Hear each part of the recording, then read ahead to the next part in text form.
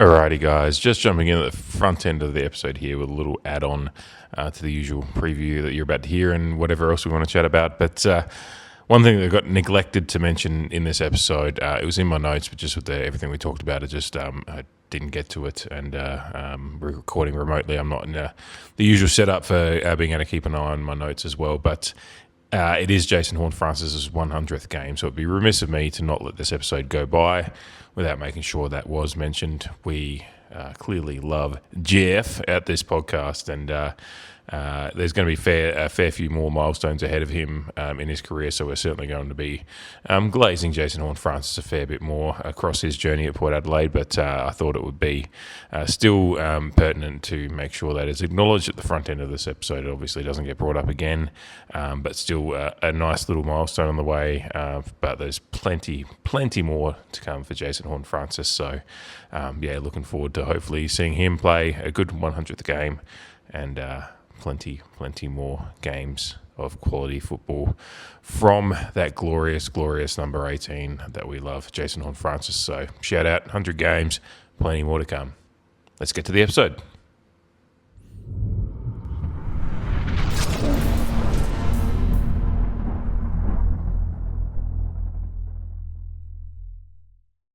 Alrighty, good evening and welcome to the CREEDCAST. It is Thursday, the 6th of August, which means we're recording our SQUADS show. It is round 22 upcoming. Your Port Adelaide Footy Club heading to Sydney, the harbour city, to take on the Sydney Swans at the SCG, 3:45 local time for us here in South Australia for looking for your TV. But if you are going to be in Sydney like I am, a 4:15 kickoff, I believe it is, with the time difference. So looking forward to that. Shout out, just put it up the top here. If you're going to be over there and want to say g'day, shout out. I've already chatted to Simon and I'll be catching up with him, but anyone else that's over there and wants to say g'day, feel free to. I will be around and enjoying a few neck oils. So looking forward to it. Looking forward to just catching a new ground. Whether or not I'm looking forward to the contest, remains to be seen, but we'll get to that in a little bit here. But before I get into what's got me angry today, which I think has got a lot of the AFL world angry, I should just bring in Jamie and smile at him and say hi, mate, before I get angry. So good evening, mate. Hola, everyone, and you, Dave. Speaking of neck oils, I have loaded up with a Pirate Life South Coast Pale Ale, one of, if not the best beer on the market at the moment, if I do say so myself. I did a job. I was doing a job for a guy today with my boss. We were just roofing a new veranda at this guy's house. And near the end of the day, he was like, "Hey, we got to go, but do you guys want a beer?" And I'm not going to say no to a free beer, am I? So enjoyed that on the drive home from Williamstown, which is about half at Williamstown, SA, that is, for our Victorian listeners. And that's about 35-minute drive between there and my home. So it got me in the mood. I've pushed the herbal teas aside, and I'm tucking into a delicious Pirate Life right now. So neck oils, getting the weekend ready for us. Love that. Yes, I'm on a beer and same stubby holder as you, but a very local Barossa one, the Wren Beer Extra Stout. So, which is with the Port Adelaide connection, Wren Beer are part of the collaboration at Old Mill Brewery in Tanunda. If you've been around the area, I know Jamie and I both have together.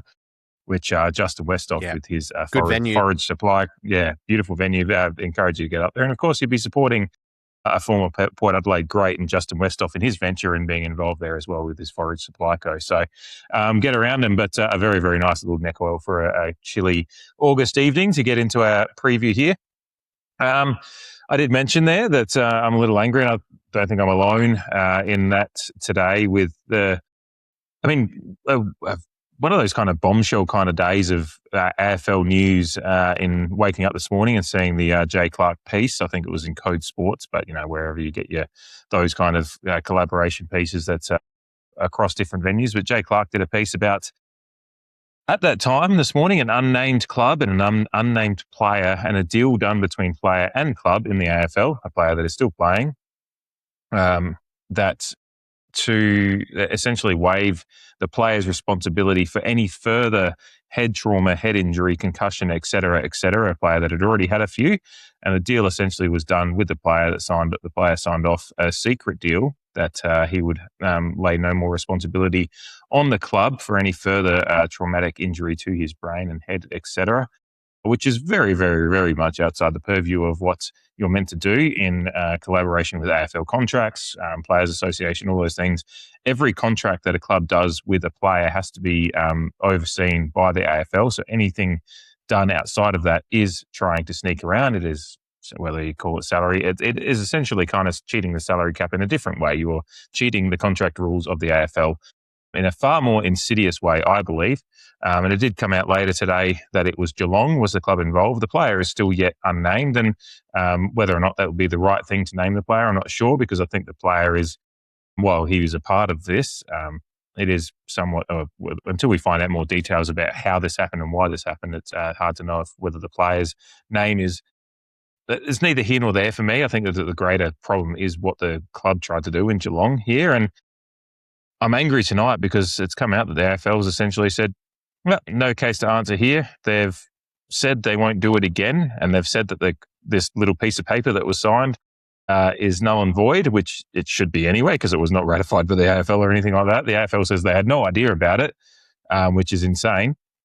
For the AFL to not have any idea about a secret deal being signed, but then to say, oh, there's no case to answer here, I think is incredibly. It's just another sign as to the AFL just mismanaging their league and satiating certain people or clubs that do. I don't know why they've decided not to come down heavy-handed here, but I think it's one of the more bigger scandals that the AFL's seen in recent years, considering what we've been trying to deal with, the concussion issue. And again, it's another case of the sideshow Bob thing with the AFL walking around and stepping on rakes, because every issue around concussion they seem to be getting wrong, whether it be the punishment of on-field acts that are footy acts and over-punishing because it results in a concussion and not understanding what they're doing there and how we're managing it there, or these areas in which a club's trying to do these kind of deals, and this should be come down heavy-handed on, and it just hasn't been.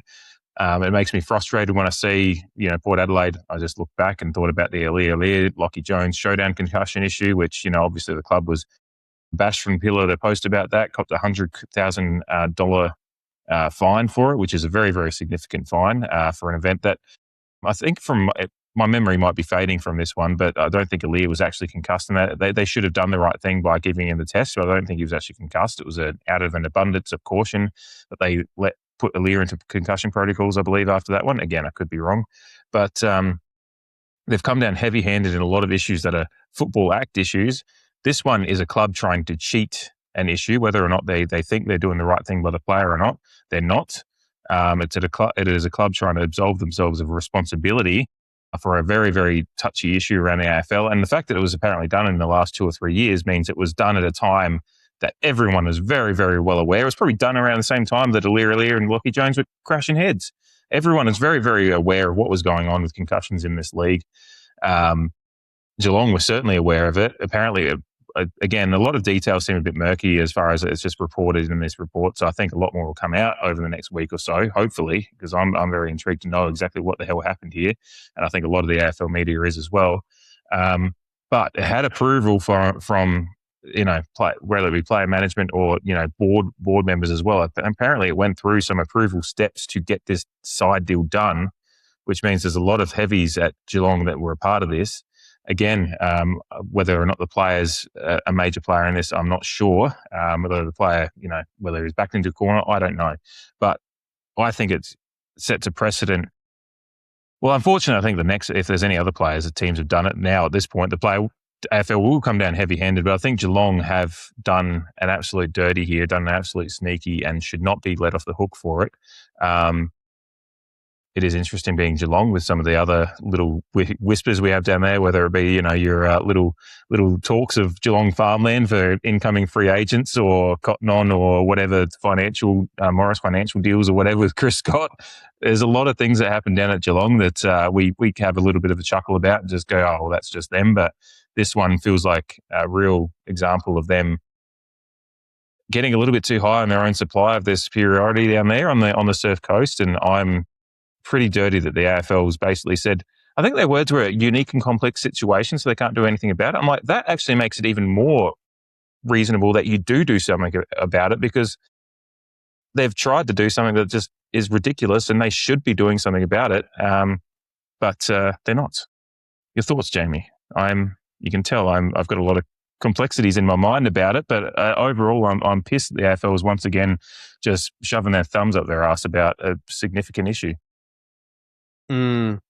Yeah. Strong words, apt in the context of the Port Adelaide incident, like you mentioned. And I've mentioned before, like the AFL now ceases to surprise me in serious matters that come across their desk or scandals, etc., etc. I'm more or less desensitized to a lot of these things now just because of how poorly the league as a whole is run by the powers that be. And this is just another chapter in that. To play devil's advocate slightly to begin with, as the AFL have said, the waiver wasn't to allow a player to go back on the field with concussion symptoms. But and that's where the devil's advocate kind of ends. Oh, and I also believe that the player was, you mentioned, backed into a corner, hypothetically. I believe this was a fairly cooperative process. I'm not 100% sure on that, but I believe that to be the case. Now, the reason why the waiver issue is a touchy issue is because clubs would probably back people into a corner and stuff like that. So the questions that come to my mind are obviously what if it was Port Adelaide? Because us as born and bred South Australians, interstate to Victoria, which is the epicenter of Australian rules football, and where the game of AFL, the league of AFL and the game of Australian rules football is governed broadly, particularly when it comes to matters of the elite level and being the custodians of the game. So we have a bit of they're big brother to us in particular. AFL House is big brother to everyone in the Australian rules community, but more so people from interstate, because we view the league as being an inequitable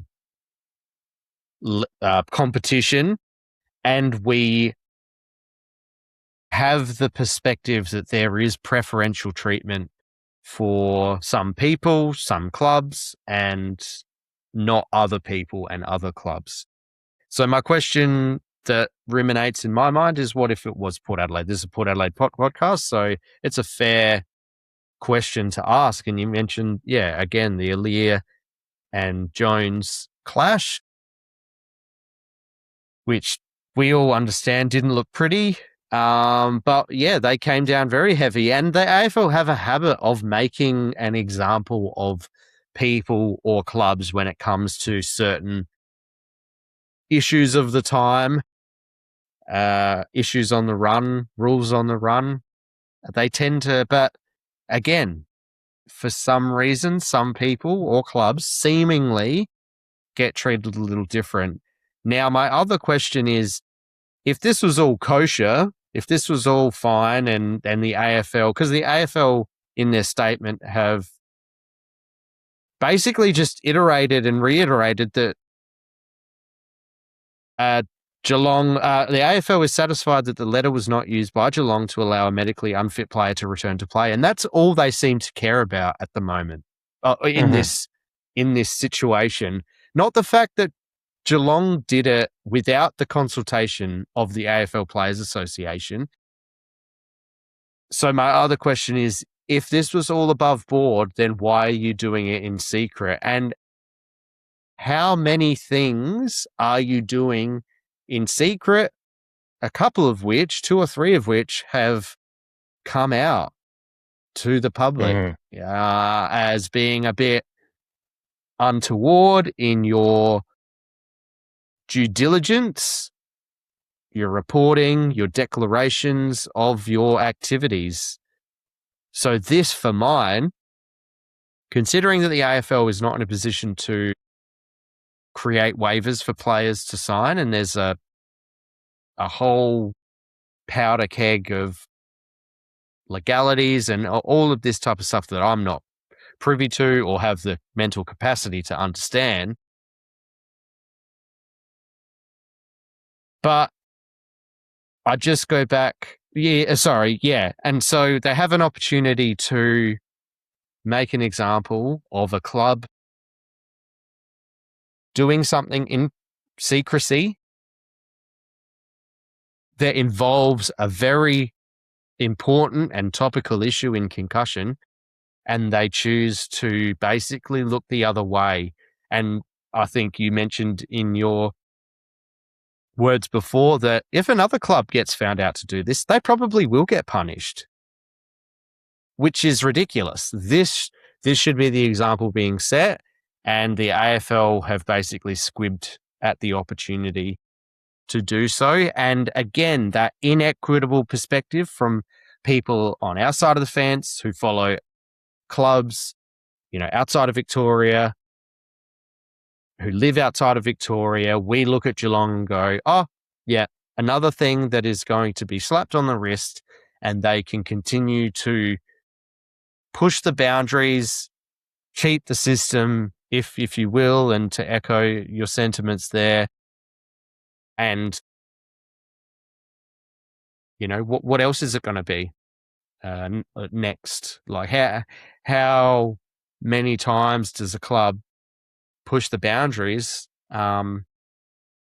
before they are penalised to what everyone would view as an appropriate level? Because I think they did get penalised for the kind of third-party deal with Chris Scott or the Morris Finance type thing, or maybe the Cotton On. I'm not sure.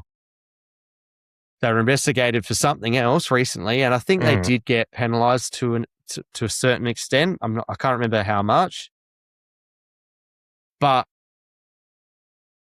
it's a club that has now a pattern of untoward or secret behaviours that should probably be made an example of.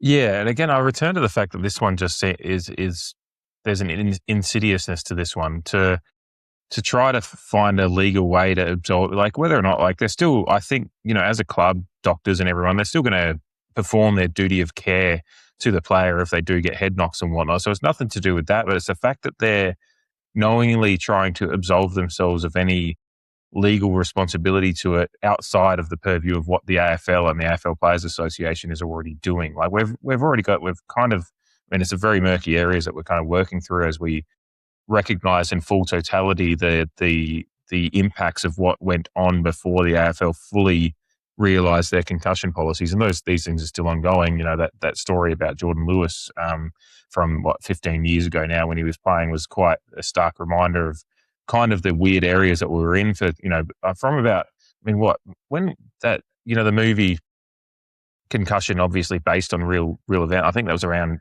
early 2000s was when that kind of groundbreaking research and the push in the NFL was happening. And that research was known by the AFL at that point as well, and it was well known by 2010. And it's obviously only after that we really started having more concrete policies in the AFL. So there's the kind of the areas that the AFL and the legal stoush that they're in with past players. There's a lot more based on that. The AFL is actually the same with the NFL. The NFL is actually doing fine with, there's still players that are obviously going to deal with concussion issues, but because they've gotten through it and they have the protections, and you see some different helmets out there in the NFL these days, and they do what they can for it, the contracts and everything with the Players Association is working towards having that understanding between league and player, and that's what the AFL is going to be doing too. So if you're doing anything outside of that, there's an insidiousness to that you're trying to sneak away with something. And, we're seeing some tragic stories in the AFL at the moment, whether it be the likes of Angus Brayshaw having his insurance policy denied, and there's a lot of issues with the AFL right now and that are above board, and we know about them. And that's absolutely a shitty issue that he's going through himself. But these things they're all trying to go through the right avenues. When you're a club just trying to say, this player that has had issues, we want to absolve ourselves of any responsibility of anything further, which I don't even understand how you could, because if a player's already had issues, then, if he has issues down the track, then how can you pinpoint which one was the one that dealt with it? So there's even all those areas that's a whole other podcast to dive into what that would all mean. But I'm sure whatever waiver he signed would have some paperwork to that. Maybe, I don't know. But for me, and maybe I'm on an island here, I just think we see clubs get, the Adelaide Crows, the Kurt Tippett stuff, like this for me deserves, like, it is trying to circumvent player contracts in a way. And I think trying to circumvent player contracts in the way of their brain health is a far more insidious thing to do than anything to do with Kurt Tippett trying to get an extra couple of grand here and there and get his promised trade or whatever. That should be punished as well. But then that's why I'm saying the benchmark, if that's what we're doing, we're punishing those things. Or if you just walk into a pub and do the pub test thing and say, hey, this coach over here waved his arms like a little plane at a player after a hotly contested final, obviously talking about Ken Hinkley here. That player, that coach, after a game, waved his arms like a little plane. There's a little bit of a verbal stoush, and that was it. The AFL said, 20 grand for you, that's not on. Conduct unbecoming, as unique and complex a situation that could have been viewed as. And then you say to the person in the pub, oh, by the way, this club over here was trying to do a sneaky little deal on the side to absolve themselves of all responsibility to a player's mental and brain injury health. And you told them, oh, yeah, no, there was no punishment whatsoever. And the AFL said, no, it was a complex situation. We tick it off. It's all good.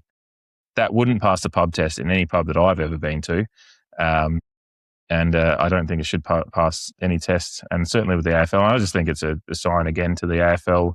They got all sorts of spot fires at the moment, whether it be Greg Swan not doing his job as his mandate was, and actually making things worse, in my view, or just the soft leadership from the top and from Andrew Dillon and co.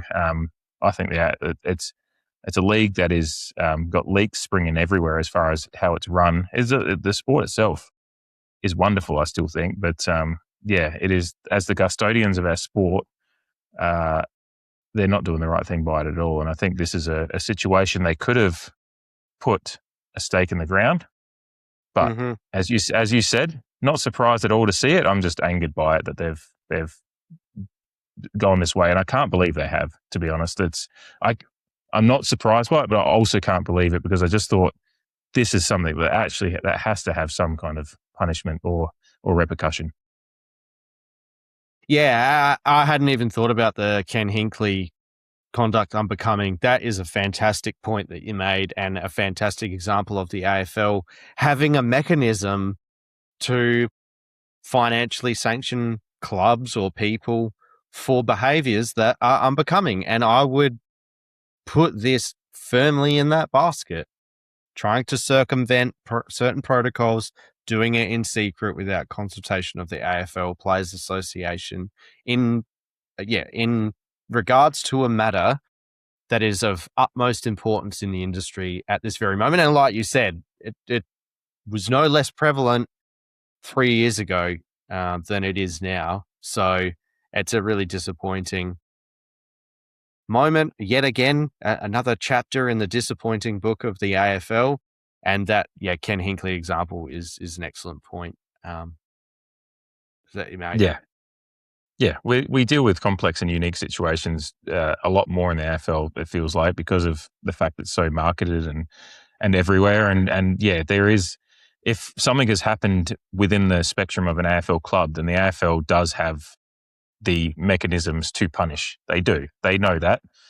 They just on a whim just decide what that is on any given day. And this one, that feels like they've frozen, like an umpire in a test match that just doesn't have the balls to actually umpire it correctly, and they just freeze and don't make a decision. It may be a bad example these days with video review, but back maybe 20, 30 years ago, when it was all up to one man or woman, and they've frozen here, and it's a situation almost unlike any other in the AFL ever since maybe the Essen peptide stuff, that we just didn't need the AFL to freeze on it. We needed some careful consideration about it. I don't know why they made a decision so quickly.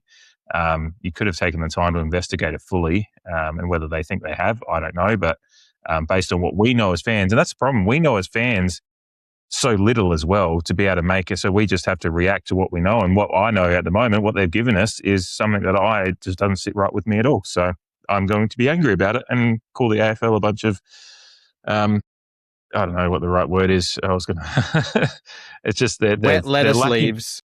Yeah. Lacking fortitude. Yeah, it is sad because we want to enjoy this league, this sport that we love, this club that we love, and they happen to have to take part in the AFL because it is the primo competition in the world of sports for this sport that we love.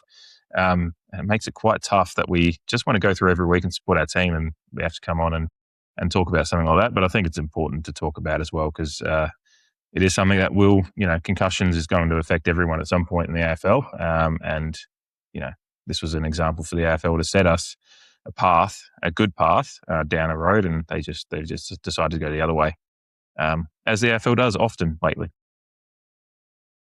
They do. Yeah. Put your thoughts through quite saliently, and I have nothing more to add, but agree with you in totality. Yeah. Thank you for allowing me the room to, I said to you off air when we were going into it, I said, I'm angry. I want to talk about something. So, if anyone listening or watching, if you've got your thoughts, feel free to tweet them or pop them in the YouTube comments if you're taking part there.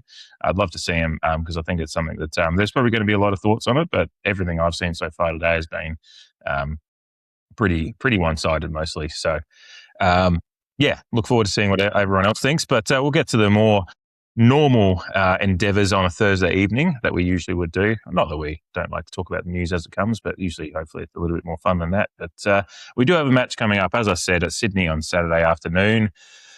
SCG, your Port Adelaide Footy Club, taking on the Sydney Swans. Of course, going in rarely as it's been unchanged lately. I still miss that middle part of the year where we had 2 or 3 weeks of unchanged, and it felt like life felt wonderful. But it is just one change this week for us. Jack Watkins injured, and Tom Anastasopoulos comes into the side. Before we get to Sydney, he's got a few more outs. Before we get to that, Tommy was playing with some good chip on his shoulder energy when I was down at Alberton on Sunday, so I'm hoping he brings that in. He was one of the few kind of really, maybe flying the flag for a lost cause, but getting really niggly with the Norwood players. And I even had a Norwood fan in front of me at one point on the day just yell something along the lines of like, "No one knows who you are, number 29." And I almost said, well, I know who he is. He's Tom Anastasopoulos, and he's played more AFL games than you ever will. And I would like to find that guy and remind him that he's playing another game this week. Look, how many more games he gets, I don't know, but he has played one, and he's going to play at least another one this weekend. So, congrats for Tommy for getting back into the side. I liked the way he went about it on Sunday. Obviously, it was in a very, very losing cause, and there wasn't much chance for maybe some exciting optimism going the other way. But he was fighting the game out fairly well, and making sure Norwood left with a few bruises, even if the second half was going pretty one way. So that's the one change. Any thoughts on how the sides lining up at the moment, Jamie? Because we do feel like a battleship that's been gone into the Atlantic in World War II and taken a few hits and just is limping back to port at this point is how we feel as a side at the moment. Yeah, we certainly do. And in regards to the selection, I do find it very interesting, but I'm glad you had that insight from the Norwood game because I had a look at the stats. Perhaps the game wasn't even over. And perhaps I didn't check the final statistics, but they would have had a bit of insight probably into Jack Watkins' hamstring issue come Sunday's game. And, my kind of thought process since seeing selection is, what does it mean for Will Brodie? Because if there was ever a time to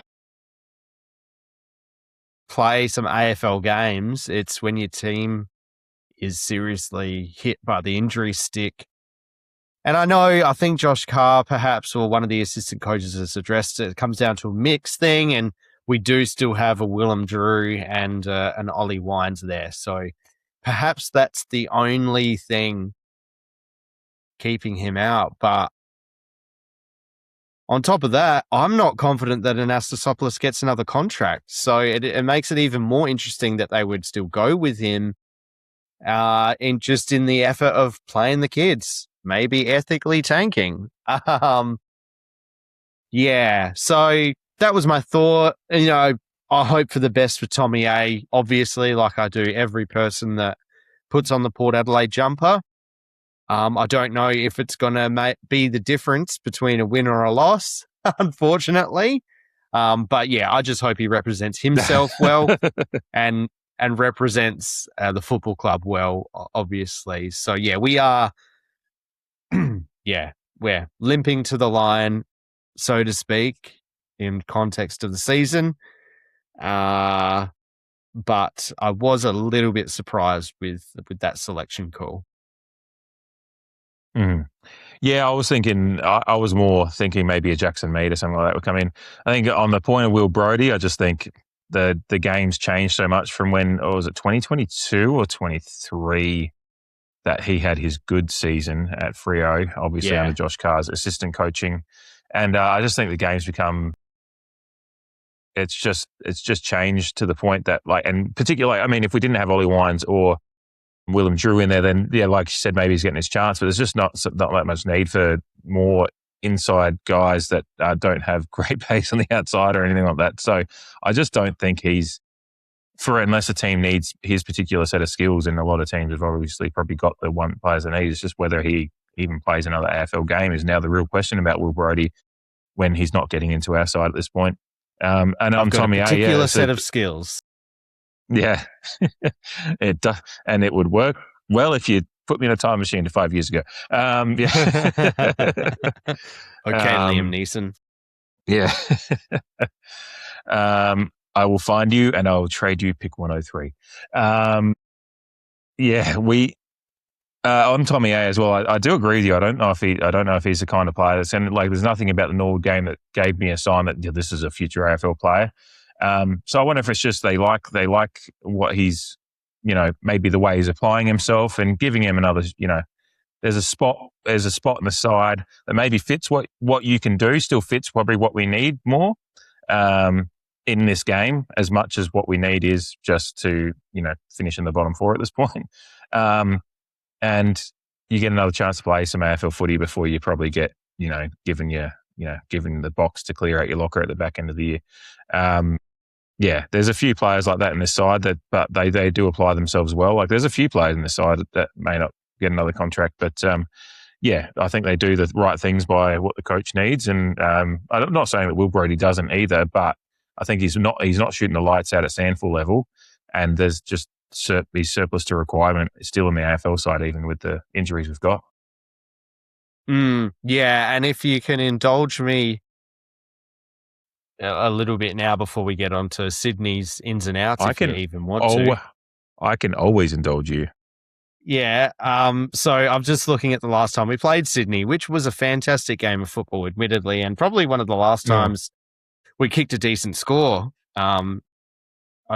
Outside of, I think it was even higher than the showdown score in the end.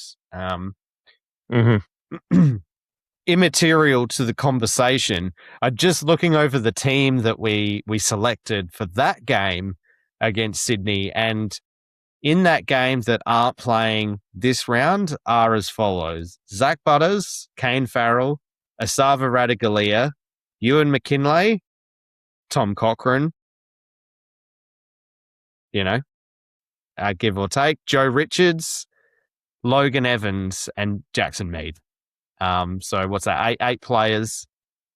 A couple which probably aren't in our best 23, but there's quite a list of formidable outs in regards to the last time we played Sydney. So that's pretty interesting. Funnily enough, Joel Hamling came in for that game, as he has for this game too. Those are four of those names you just mentioned in Zach Butters, Joe Richards, Asava Radagalia, and I'm forgetting the other one. I was just looking at his name. Kane Farrell. So four of those guys are in our top 10 rated players this year as well. So you kind of look at it that way. Yeah. The other one The other one that is in the top 10, so we're missing 5 of our top 10 rated players. I'm looking at Willow ratings, by the way, just for those out there. I like to give them a plug here and there because it's I find them a good place to go for these kind of things. 5 of our top 10 rated players for this season are out of the side at the moment. The other one, out of those, I said there was 4 that were in that game. The other one is Jack Lukosius, is in our top 10 rated players this year. So just for those wondering. And I say that as someone who still has, I still live on Jack Lukosius Island and believe if he gets a good run, he can get there. Believe in you, Jack. I'll let you hold on to the door, Jack. I'll just hold on to the door. You can get on the door. Let you on the door, Jack. It's but a good point you bring up there is just like and it's not just the players missing from that side. It's the impact they can have. Like Zach Butters, we're talking about a top 3 to 5 player in the whole fucking league, and obviously all the storylines around him at the back end of the year are going to come. But just his impact on the side, and he's the perfect modern footballer. And then those other players are a lot of those connective tissue pieces. And then even the likes of Logan Evans has had a really good year. He's not in the top 10 rated players, but he's had a really good year for what our structure has been doing and has been improving as the year's gone on, I think. So a little bit of a kind of, I think Logan Evans has been carrying a little bit of the Josh Carr culture kind of stuff as well, a fair bit. Like there's been a bit of that about how he's gone about it. So yeah, there's a lot of guys missing from a side that was very, very competitive with Sydney at home as it was. And it's kind of what makes you even more a little bit scared about the game is the fact that it's away from home and we're missing so many of those players. But you did mention the outs and ins for Sydney, and we'll just mention them quickly because they are interesting. Obviously, William Edwards had that horrific injury last week, so best wishes to him in his recovery because, you never like seeing those nasty ones. James Rowbottom had a hand break or fracture, something to do with his hand, so 3 to 4 weeks for him, so obviously he's out this week.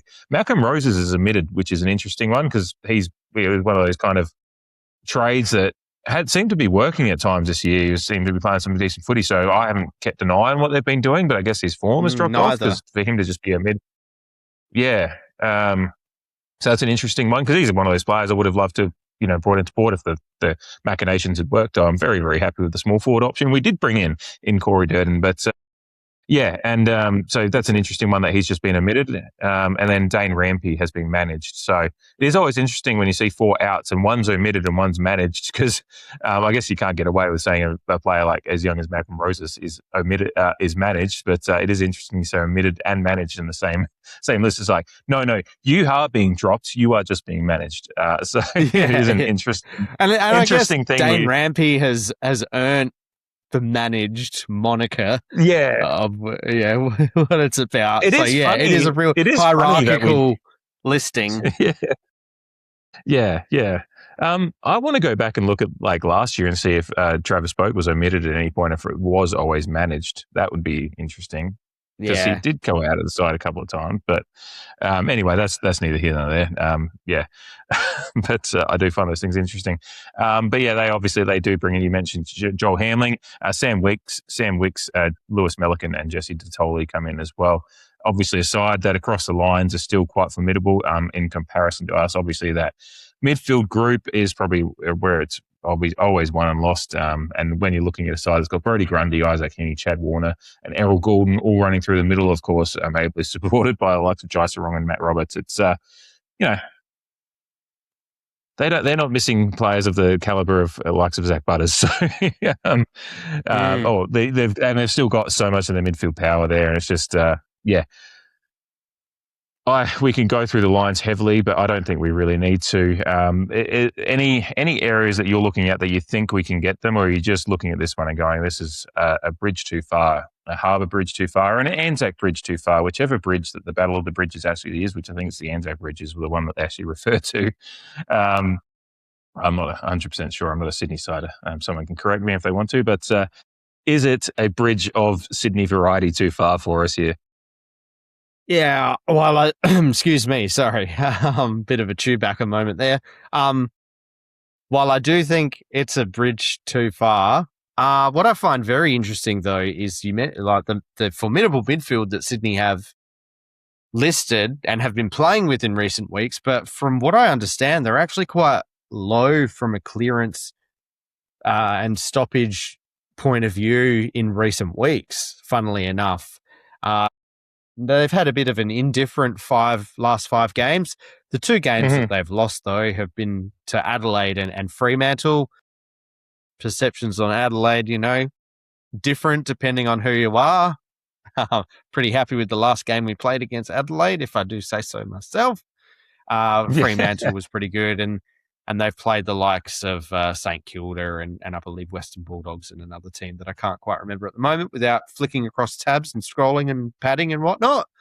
But yeah, I heard on the radio this week that Sydney, while their clearance and stoppage numbers for the season are fairly comparable to Port Adelaide's in recent weeks, while Port Adelaide's have stayed somewhat consistent, Sydney's have dropped off for some reason, and they're relying a bit on their turnover game and their rebound game. So that's interesting.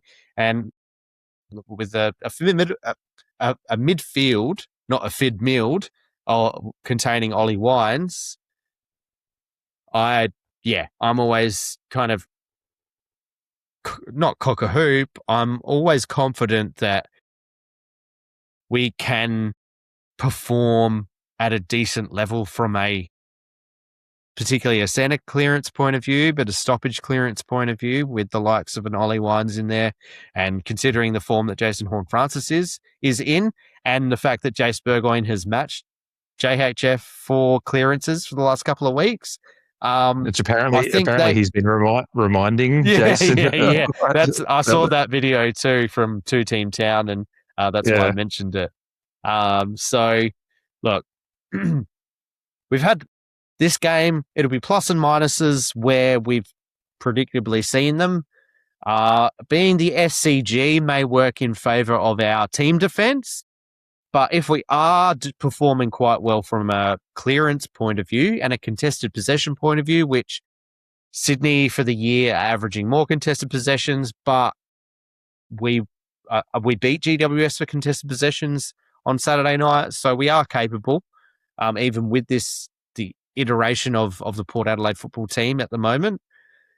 So perhaps the dimensions of the SCG could assist us in a couple of factors in regards to team defence, but also trying to get the ball into our forward mix.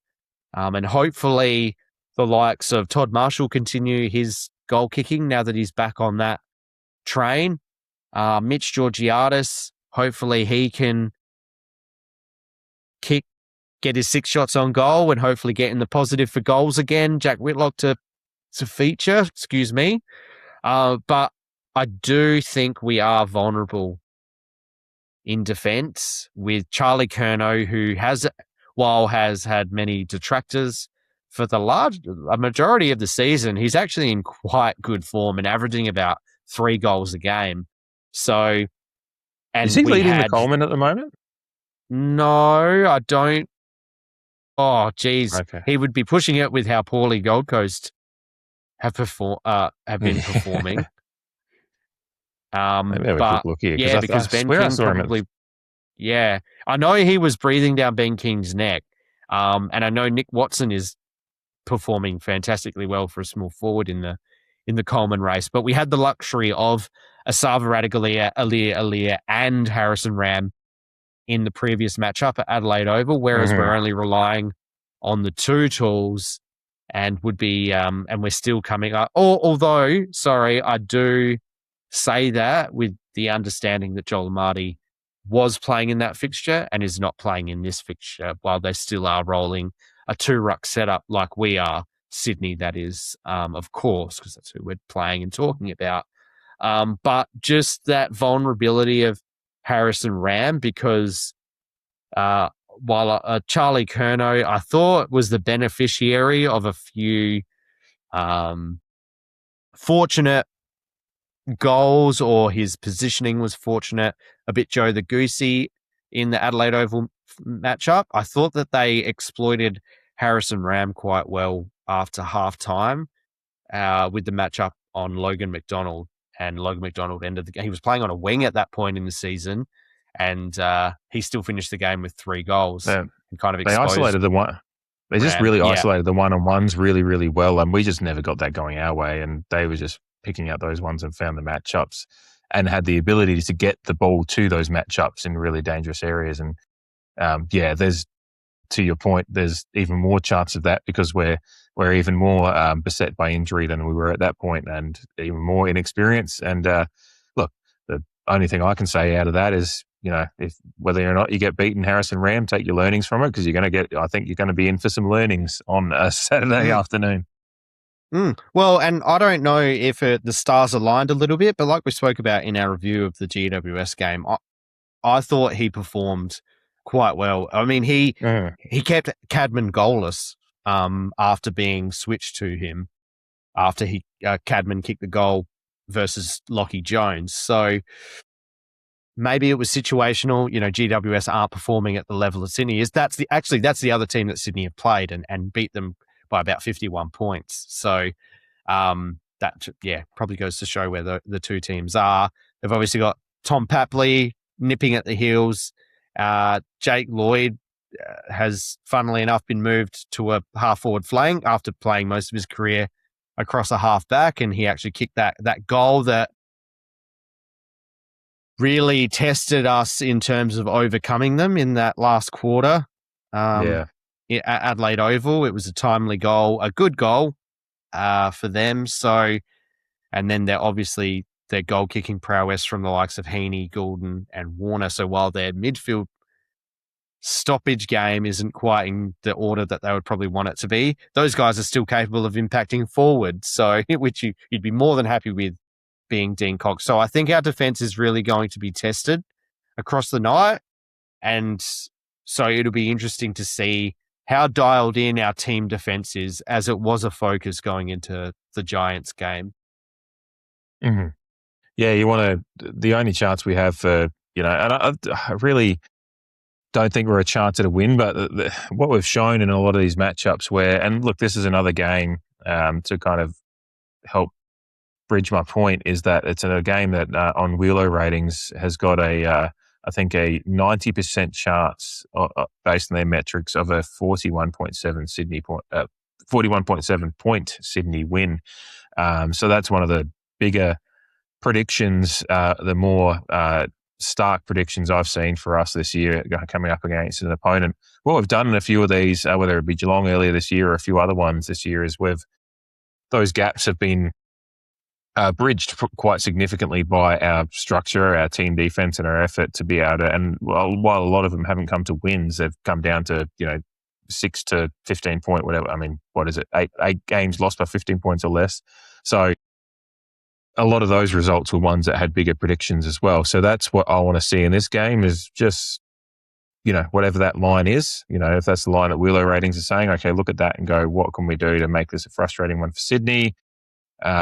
Keep learning your lessons for it. So keep doing keep applying the ethos that Josh Carr's put in, because Josh Carr's gone into the season. And look, if a few things gone right and we'd been in a chance for a wild card, I'm sure he would have taken it. But I'm sure, and whether you'll ever actually get this answer out of them, I'm sure that a lot of them went into the season knowing it was probably going to be a bit of a slog to maybe try to get a wild card spot. But realistically, what we were wanting to do was bed in the ethos and game plan for the future. That's what Josh Carr's first modus operandi would have been to make sure my message is getting across, which I think we've seen this year it is, and make sure I'm seeing some results from that message. And I think we are as well. While we're not seeing, tangible win-loss results, we're seeing the results in the data that we're seeing and the vision that we're seeing, in the fact that, again, it's frustrating to have that record of 8 games by 15 points or less, and the X score ladder that we were looking at earlier this year, and that's gone away a little bit now. But all of those things are still results that we can take out of this season, and that's what I want to see in this one. And I think if they can go to the SCG and make it frustrating for Sydney, and look, if we can be in the game going into the fourth quarter, I'll be really interested to see how we play it out again. And again, one of these, it would be nice to get one more win out of the last few weeks. Although again, the side of me that keeps looking at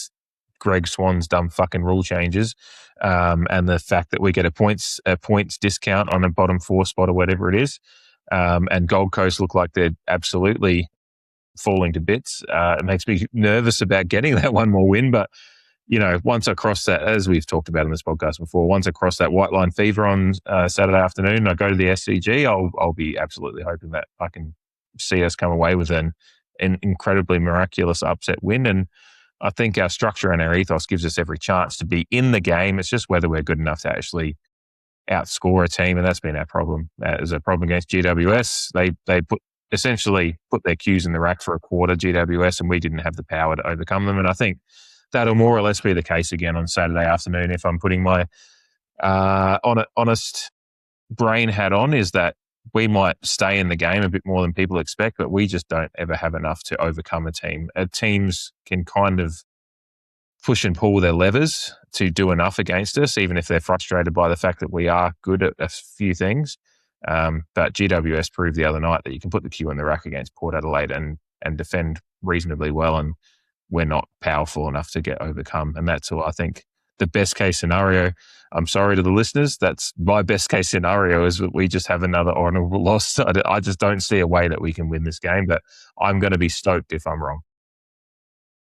Oh, absolutely. And for me, it's not necessarily about that either. And I know that's the same for you. It's about, how well is Bamat going to perform? What are we going to see out of Mizzato? Are we going to see Joe Barry spend some more time on a wing? And how is he going to kind of step forward from last week's game? Yeah, I mean, the predictable things will come. I think Wheelo, I was just looking, our average points for the year are 78.7 points per game, and Wheelo has us predicted to kick 67 points versus Sydney on the weekend. So, yeah, if we can keep it under 7 goals, the other predictable thing is we'll probably, have a quarter where we suffer a run of goals. Like I said, going into Giants game, I want to see us try and mitigate that damage. It's going to be hard against Sydney, but it is a theme, particularly in third quarters, since we have had this second wave of injury crisis. So coming out of halftime, I want to see us mitigate that hurt because we have been a pretty good fourth quarter team for the whole year as well. So these are the things that we're looking for. Yeah, we obviously don't expect to win. If we're in a position to, fucking great. But yeah, Gold Coast are playing GWS this weekend, and if we do win, we go to 14th, which, as you just mentioned, has detrimental effects in terms of our drafting. But yeah, can Harrison Ram perform and mitigate the amount of goals that are kicked against him, particularly in comparison to the last time we played Sydney? Can Vicentini and Sweet kick the goals that Sweet kicked a couple of goals, forcing Grundy to defend last time we played? Those are the things that I'll be looking for. I don't really have much more to add from a holistic point of view, but it's all about the signs of improvement from these people that are getting opportunities when perhaps they wouldn't be if we had a healthier squad to pick from. Yeah. Love to see a good game out of Christian Moraes as well. Not that I have any doubts about the future, but I just would like, he had a bit of a rough one last week, and like to see him kind of get that kind of nourishment of something a little bit more fulfilling for him, because you can tell he loves his like footy. His Anzac Day game. Yeah, where he's like, there was the jokes about it. Yeah. What was it, 25-26 disposals? He had a great game that day. So stuff like that would be wonderful to see. For some reason, that made me think of, actually, it's a good moment to share. I'm not sure if you're aware of the podcast. You probably are. There's a new podcast that's come out. Well, it's been around for a little bit. I'm sure you're aware of the 1%ers Twitter page. I think it's run by a guy named Mateo. He's a Crows fan, so not everybody can be perfect, but I largely enjoy what he does as far as his writing goes, and his opinions on footy are very, very articulate, thoughtful, very kind of progressive-minded in both footy and life, I think. So he seems to have a good head around it, but he's got a podcast now, and it's done with a couple of, I'm blanking on their names at the moment, but I think a couple of journalists, one from the ABC and one from The Guardian maybe, called 110%ers. And they've just released an episode, I think possibly this morning. I listened to it today while I was at work, and I've been listening for the last few weeks, and I don't listen to a lot of footy podcasts at the moment because, one, I don't have the time, but luckily the last couple of weeks I'm doing a lot of work that allows me some podcast time. And this one's actually one I've been keeping with because a lot of great articulate thoughts on football and the events of the week, whether it be umpiring. They had their thoughts about, obviously, the Isaac Rankin and Collingwood situation a couple of weeks ago. And a lot of it was a great, thoughtful, deep discussion. No hyperbole, just good, thoughtful discussion about the issues at hand. They had Sam Doherty on the podcast today because he's going around doing the book tour for his book that's coming out. And I'll put the link in the show notes because it was an incredible chat with a bloke that they went from everything from early career, his first years up at Brisbane. And the reason I bring it up, amongst other great points that I actually found a lot of value in as a Port Adelaide fan where we currently are, he talked about the value in players, young players, giving them time. Like he said, he didn't play at all in his first year and talked about Jagger Smith with his ACL and just not having the pressure coming in his first year. And we're seeing some section of Port Adelaide fans sometimes jump the gun a little bit early on their judgment of young players. And he kind of his points, obviously there's nothing to do with Port Adelaide in what he was talking about. He was just talking about from his experience, the fact that the value he got out of just a gentle entering into the AFL, not playing knee full because he was up at Brisbane for those first couple of years, and just really, really good, thoughtful chat about what the journey is to being an AFL player and the fact that the pressure doesn't always have to be on early. And they had some really, really great chat about. They asked him about what captaincy versus leadership group means for you guys as players, and I think would be a worthy chat for a lot of Port Adelaide fans to listen to about how he kind of distilled what that role is, but like he's been a captain as well as a part of leadership groups, and he kind of talked about, the captain, when you're in a leadership group, you're in the meetings, whereas, general players aren't in the meetings, the leadership meetings about about what's going on, what your ethos, what you're doing, what the plans are. But then in the leadership group, he said you can be in those meetings, you can listen and be a part of it, put your voice in, but then you get to, leave the meeting. The captain is the one that's actually responsible for kind of leading the rest of the group in what your ideation from those meetings are and what your goals are as a team. So it was really, really great chat. I'd encourage you to listen to it rather than just listen to me butcher kind of the points because Doherty speaks really well. And the guys, it was about an hour or so discussion. It was really, really, I found a lot of value in it as a Port Adelaide fan, being where we are at the moment, going through a rebuild. Doherty's been through a few teams that were in rebuilding phases. And they asked him a lot of questions, whether it be about his youth, the career as a youth. And that, again, that's why I was bringing it back to Christian Moraes just came to mind. When I was talking about Christian Moraes, it made the chat come to mind because I think, again, a few people are jumping the gun on some of these guys. Give them some time.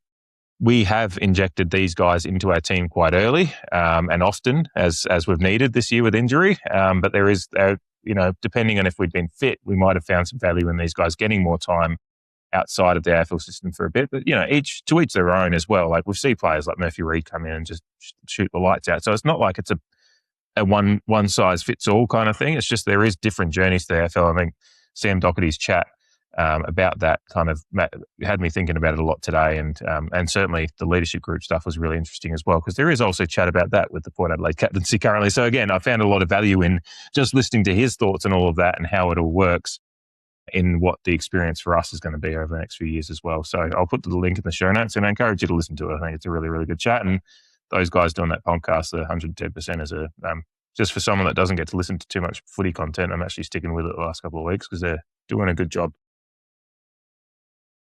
Interesting. I've definitely seen, 1%ers on Twitter. So, very interesting to see the viewpoints of people who've kind of been there and done that in that regard. So,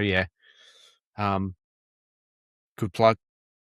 Yeah. No, completely off the cuff, but I just thought I'd put that out there and encourage you to listen to it. So, even if it's not Port Adelaide centric, I think if you listen to it and have some thoughts, you're going to find there is some value in kind of your understanding of footy. I think it's just, I'm always trying to learn a little bit more about how things work in the footy world because we're just, as we proudly say, and I say this proudly, and I know you do as well, we're a couple of nuffies on a podcast, and we mean that in the most positive way. But means when you're outside of the system, as far as accredited journalism goes, it means that I'm always enjoying different viewpoints. And certainly, there's a lot of a lot of good intellectual thought out there about this game. Sometimes just not to bookend it with the start of this podcast, just not a lot of intellectual thought from the actual AFL at times.